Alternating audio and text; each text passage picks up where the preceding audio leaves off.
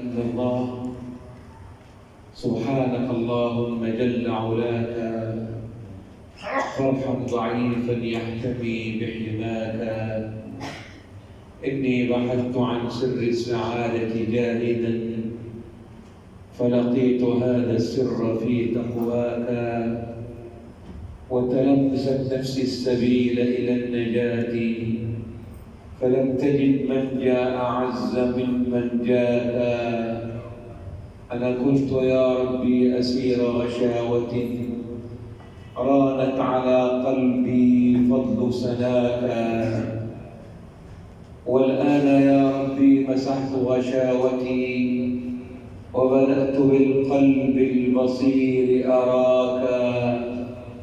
يا صاحب الأمر العظيم وقابلا للتوب، قلب تائب ناجاك. أترده وترد صارق توبتي، حاشاك ترفض تائبا حاشاك. فليرضى عني الناس أو فليسخطوا، أنا لم أعد أسعى لغير رضاك.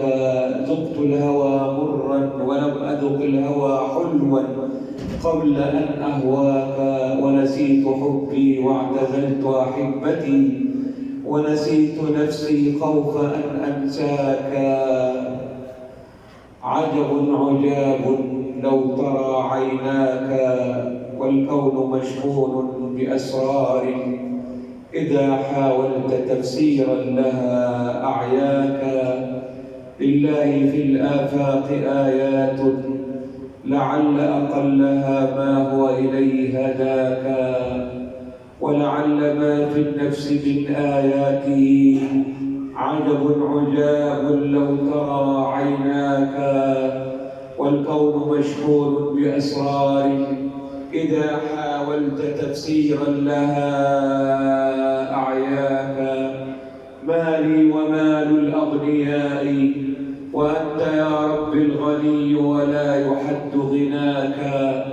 مالي ومال الأقوياء، وأنت يا ربي ورب الناس ما أقواك.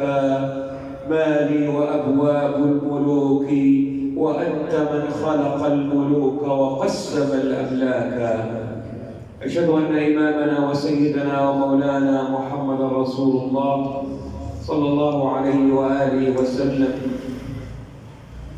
أما بعد، فيا أيها الجمع الكريم، الله سبحانه وتعالى يعطي من يشاء، ويمنع من يشاء، ويغني من يشاء، ويفقر من يشاء، امتحانا وفتنة.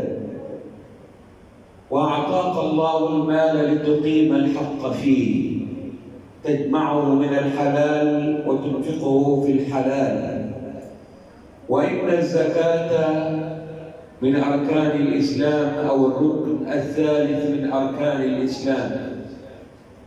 والله جل وعلا توعد من لم يؤدها بالعقوبات الدنيوية والعقوبات الأخروية، والعقوبات القدرية والعقوبات الواقعية. فمن ذلك أن الله جل وعلا وسبحانه وتعالى يمنع القطر من السماء بسبب منع الزكاة، كما قال حبيبنا صلى الله عليه وآله وسلم: يا معشر المهاجرين والأنصار، 5 إن ابتليتم بهن ونزلن بكم أعوذ بالله أن تدركوهن. ما دارت الفاحشة في قوم قط حتى يعلنوا بها إلا فشت فيهم الأوجاع والأمراض التي لم تكن في أسلافهم الذين مضوا. وما منعوا زكاة أموالهم إلا منعوا القطر من السماء، ولولا البهائم لم يمطروا. يبقى المطر اللي بينزل الحبة الصغيرين دول من أجل البهائم. خففوا الكيل والميزان إلا ابتلوا بشدة المؤونة وجور السلطان. والرابعة: وما لم تحكم أئمتهم بكتاب الله إلا جعل الله بأسهم بينهم شديدا. والخامسة: وما نقضوا عهد الله وعهد رسوله إلا سلط الله عليهم عدوا من غيرهم فأخذ بعض ما في أيديهم.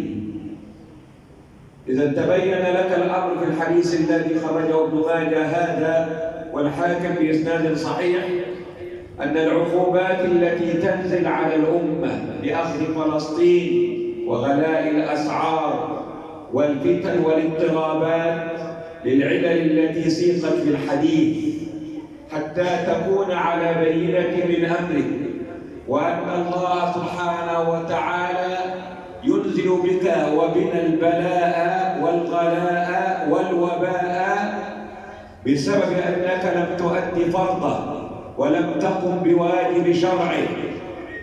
يا أيها المسلمون، إن قلت قال الله قال رسوله همزوك همز المنكر المتغالي، أو قلت قد قال الصحابة والأولى تبع لهم في القول والأعمال، أو قلت قال الشافعي وأحمد وأبو حنيفة والإمام العالي صدوا عن وحي الإله ودينه واحتالوا على حرام الله بالإحلال.